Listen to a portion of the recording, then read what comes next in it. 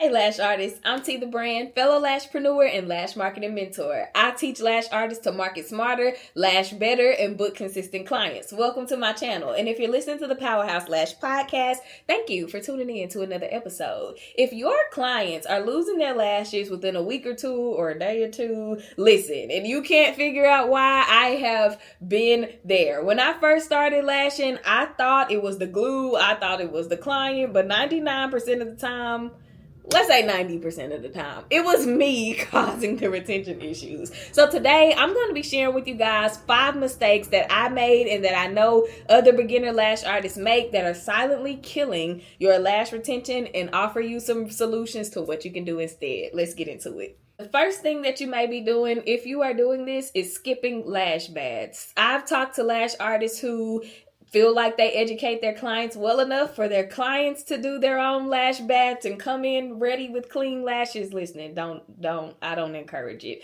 Clean your clients' lashes before every full set and before every fill. Your bonds, meaning the extension bonding to the natural lash, are not going to have the fair chance to properly bond if you are not starting on a clean surface. Oils, dirt, a crust from being asleep, makeup, all of those things build up and sit on the lashes and in the lash line. It is so important that you clean the lashes, clean the lash line, and clean down on the lashes as well, so that you can have fresh, clean, oil-free, debris-free, makeup-free, natural lashes to attach your extensions to. If there is anything on that lash that should not be there, that adhesive is not going to bond the way that it should. And so when your clients go to brush their lashes or rub their eye or whatever, they're going to be losing lashes before they should have to be losing lashes. So I also want to encourage you to properly educate your clients on what a lash bath is, why you do a lash bath, how they should be doing the lash bath, and why that's important for them to do at home. Clients sometimes may believe that they can just get in the shower and, rinse their eyes with their face wash or, whatever the case may be. Wash their faces in the morning, and that includes their lashes. But if they are not taking a lash bath brush and cleaning that lash line, they have things building up in the lash line between the lashes or behind the bonds on the lashes, and you're not going to be able to get all of that off at an appointment. So it is super important that you educate your clients about, again, cleaning the lash line and cleaning down on the lashes so that they can have proper care, aftercare at home, which then allows you guys to work together on the retention. So do not skip your lash baths. They are super, super important to your process of lashing and having better retention. Mistake number 2 that a lot of lash artists make, and I can't even blame the lash artists for this, but it's using primer when it's not necessary. In our industry, with all of these companies that offer products, primers and bonders are 2 of the most that are pushed, and lash artists have come to believe that you need primer in order for you to have great retention, and that is not the truth. Primer is for oily clients or for clients who have retention issues that are specifically directed or related to like a moisture imbalance, not for every set. When you overuse primer or use primer on clients who don't need primer, you actually dry out their lashes more, and this makes it harder for your extensions to bond the way that they need to the natural lash. So I strongly encourage you to best vet this.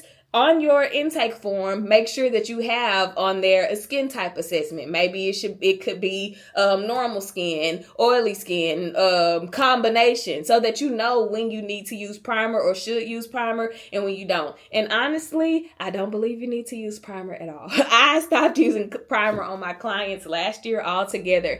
And what made me stop using primer was I was using a water-based primer, but I noticed that my clients some of them started to have like dry skin at their lash line. I didn't know exactly what it was from, but I stopped using the primer and the lash line, the skin healed up, and they didn't have that problem with dry skin on their lids anymore. Some primers are water-based, and I strongly recommend a water-based primer if you're going to use primer versus an alcohol-based primer, because those are out there. Do your research, but honestly, you do not need it. Make sure that you are following these steps in this video, and you don't have to use primer or bonder. Bonder is totally a waste of money and time anyway, so yeah, moving on. Mistake number 3, ignoring lash anatomy. I don't think lash artists really think about the life cycle of natural lashes when it comes to retention, but it is very important. A lot of times we go for the lashes that are longer, stronger, healthier, and those are the lashes that are about to shed, or the telogens. These are the adult lashes. You have to remember all of the things that you have learned through your training, hoping that it was a good, thorough training, or through lash school. Lash anatomy plays a part in retention. If you are lashing mostly lashes that are about to shed, yes, your clients are going to see a lot of shedding because those lashes were about to do what they were supposed to do.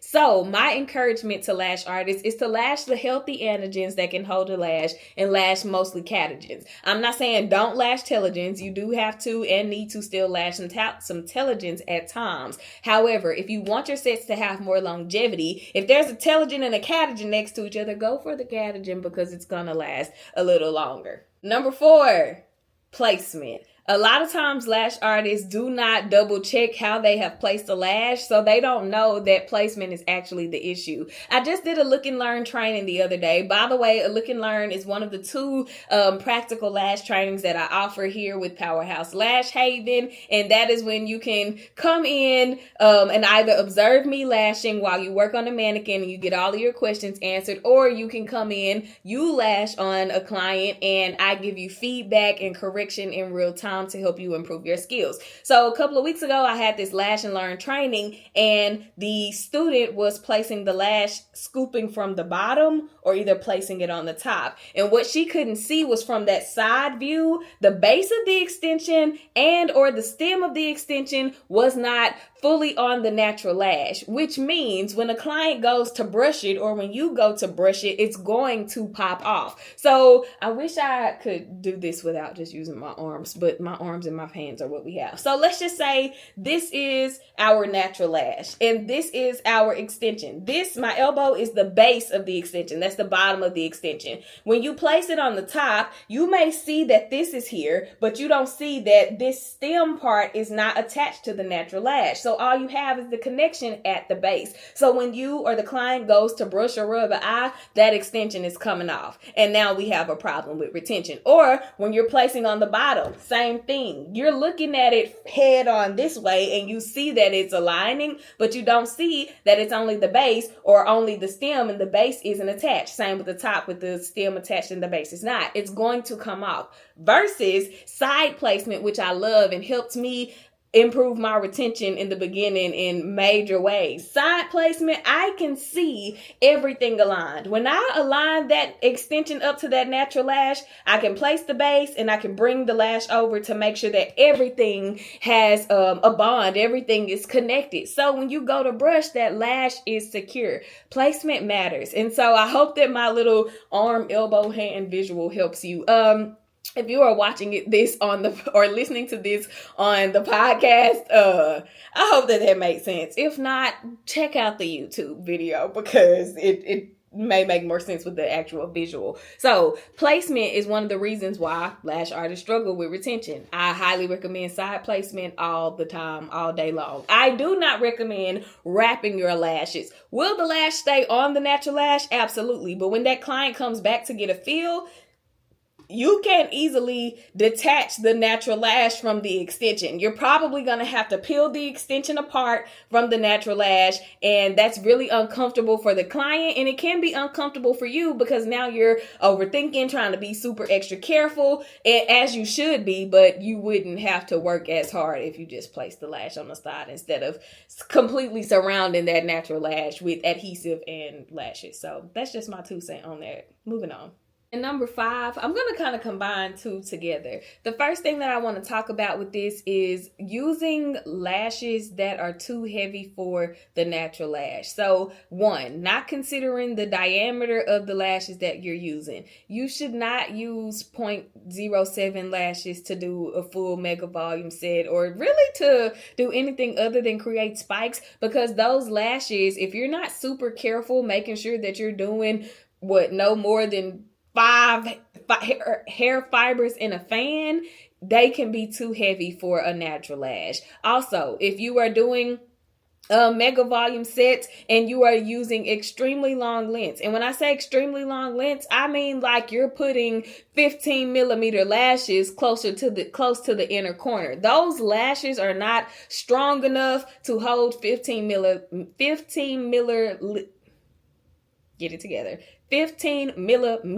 lashes.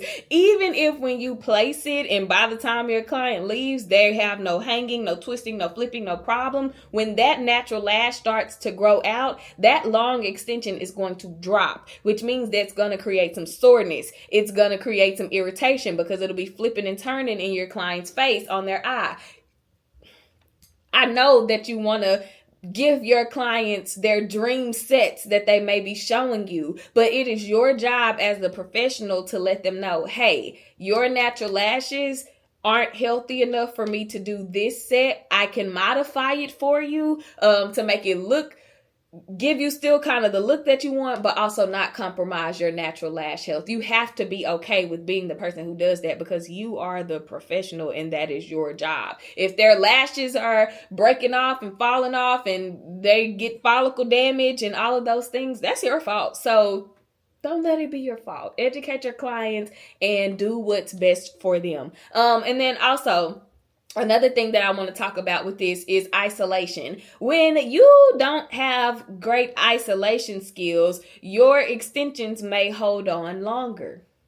When you have an extension that is attached to a natural lash and that that extension bond has other natural lashes attached to it, while it may grow out, and the natural lash may actually detach from the follicle, that extension cannot shed because other natural lashes that are not ready to shed are glued to it. So you have lashes that are lasting longer because of improper application. When your isolation skills improve, your clients will see more lashes shed because they can actually do what they need to do being only attached to one natural lash. I dealt with this back in 2021. I had a client come in and she had been going to a lash artist for a while and her lashes lasted for a long time. And when she started coming to me, she started seeing shedding. And I had to remind her and educate her on why her lashes were now shedding as they should, and it wasn't actually a retention problem. It was your natural lashes shed, and they couldn't do that before because your lash artist had terrible application skills. So you want to make sure that when you are improving your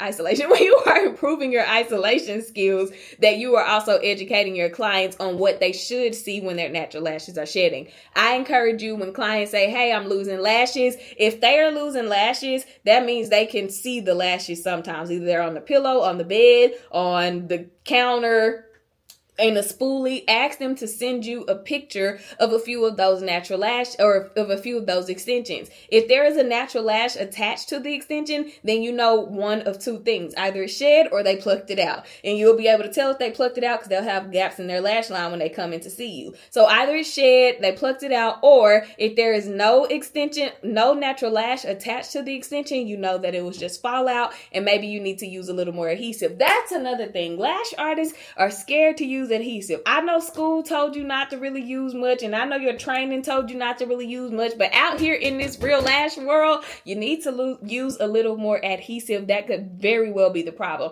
Now, you don't want your adhesive to dry and it's chunky and bulky because you used way too much, but you also don't want your adhesive to not be able to hold because you didn't use enough. So don't be scared to use your lash glue.